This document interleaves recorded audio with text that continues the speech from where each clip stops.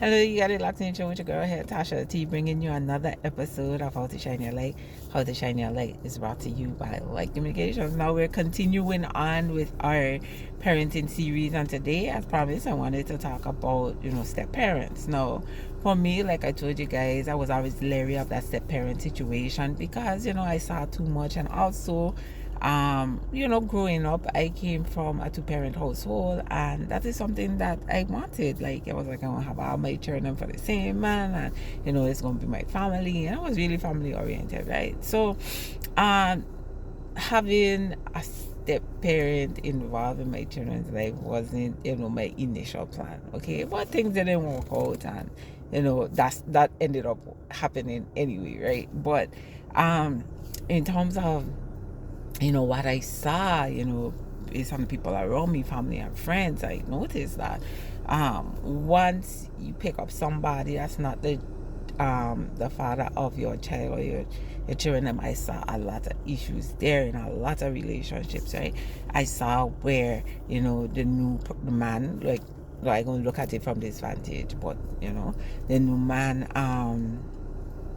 didn't want to interact with the children, didn't saw himself in a father role, didn't want to you saw where the mother didn't discipline their children, didn't respect the man, so the man didn't feel like he have a say. So then I always come to this nagging situation where the man feel like he can't talk to the children them, so now he got to talk to the mother to talk to the children them, and then the children watching his side, right? Because okay, you can't tell me pick up my shoes, you got to go to my mother for everything. So it was just a lot of back and forth, a lot of power struggle, a lot of different dynamics playing when you pick up somebody and that's not the father of your child. Then no, okay, so you have this man now, you as a woman, you want him to play the role, or some of them don't, and some of them they have the father there, and the father is playing a role, and some of them women just ain't looking for that family type structure. They're just looking for companionship, and that's okay. It's all what you're looking for, right? So then you would find that the mother wouldn't groom the children to respect the man or whatever, and there's a power struggle there because now he don't feel like he's the man of the house. So now at this point it's like he don't care, so he just coming for the wife, and it's nothing there except maybe intercourse now and again.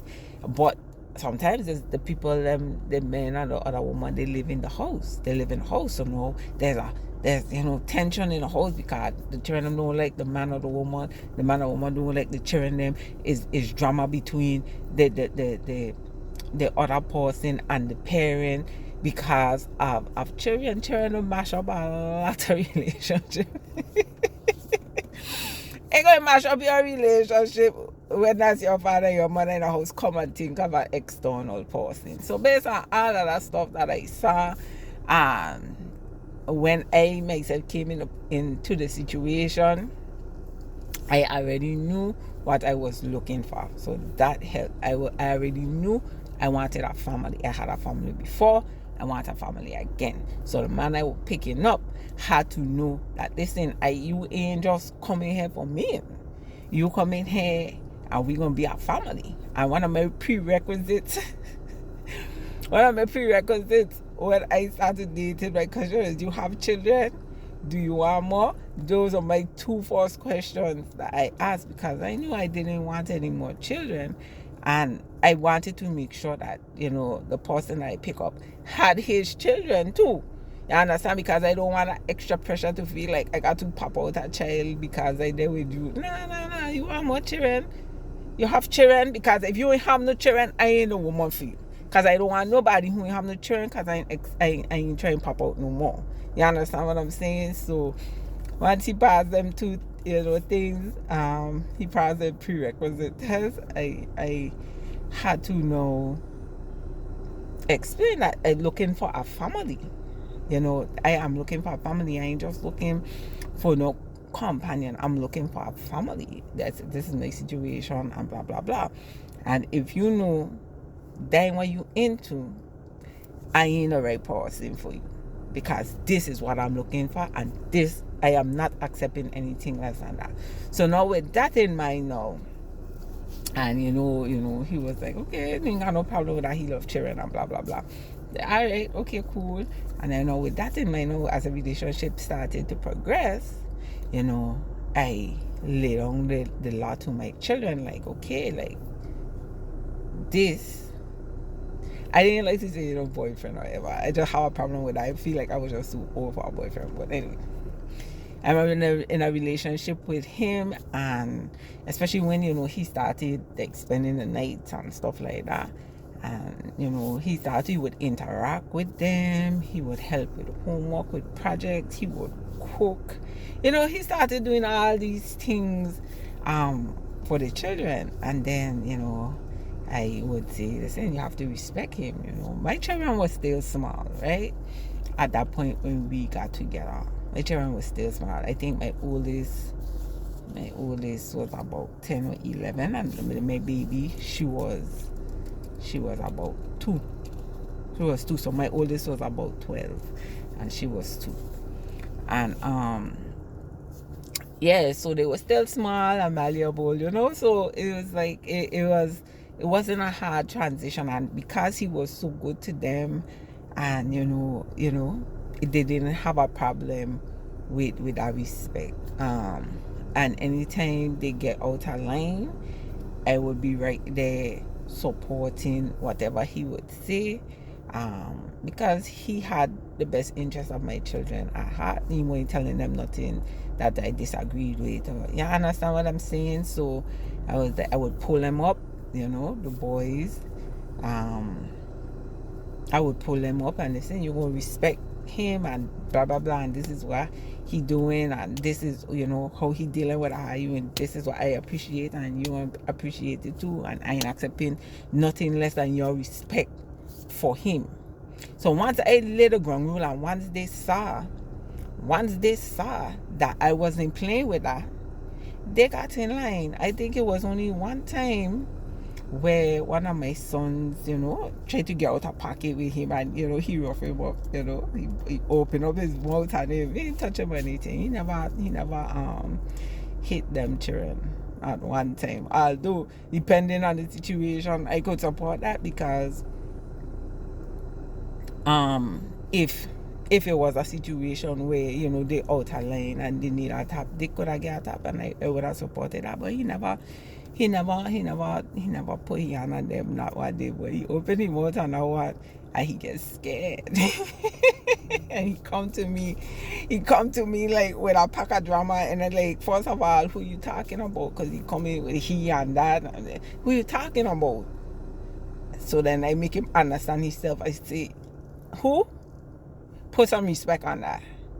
Okay, go ahead with the story. And what you do, like, so it's like, I listen to him and I point out where he went wrong, and I say, listen, you want to play man, this is what man does get. So you need to deal with yourself properly. You understand? So after I done pull him up on the back, he getting cussed out, right? He was straight. I had no problems with him again. And I was just like sometimes them teenage thing, how it does go. Sometimes you got to let them children know you could turn on, because they will try you. My trial more coming from my little girls that they coming from my boys.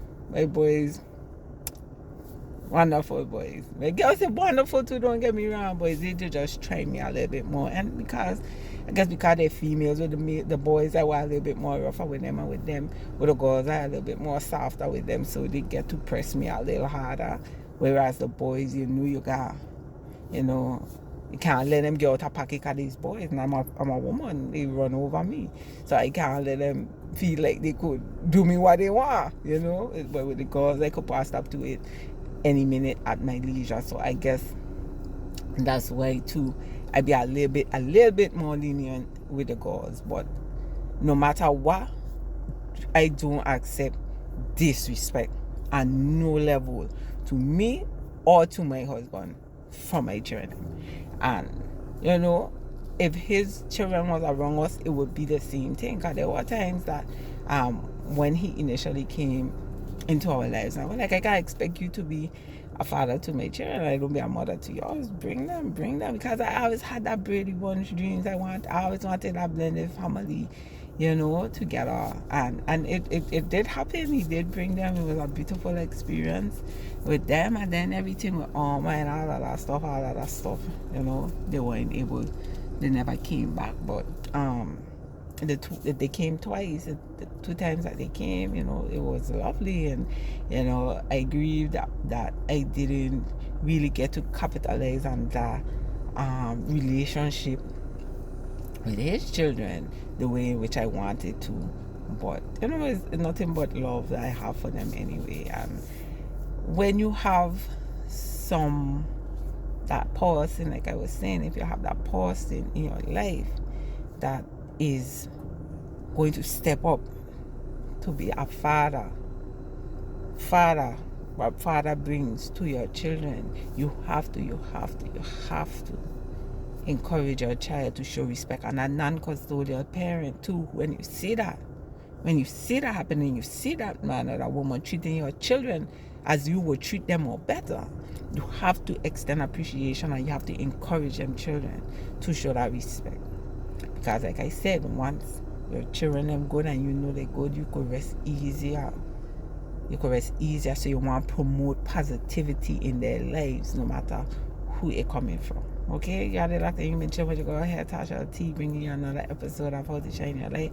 How to Shine Your Light is brought to you by Light Communications. Now I think we're going to conclude my parenting series with this, and I'll look for another series, or I will just be speaking on random topics. But it was so awesome bringing to you this parenting series. I had so much fun. I hope that I was able to share some sort of information with you. I would hope that by watching these videos, somehow your relationship with your baby daddy or baby mama could be enhanced, and we could build cohesion, one family at a time, for the betterment of these children and society at large. So don't forget, Light Communications, for all of your public relations and communications needs. Hit me up, Natasha at lightcommunications.com. Don't forget to like and my new programming, man, and look for How to Shine Your Light on Thursdays. That's the new day for it, Thursdays. And just check out all my other stuff, my Talk Health Tuesdays, my Meditation Mondays, my What's Going On Wednesdays, my Sunny Saturdays, For Life Fridays, just to know what's going on. So make sure you share, and make sure you like and subscribe. Thank you for tuning in. I'm blessed.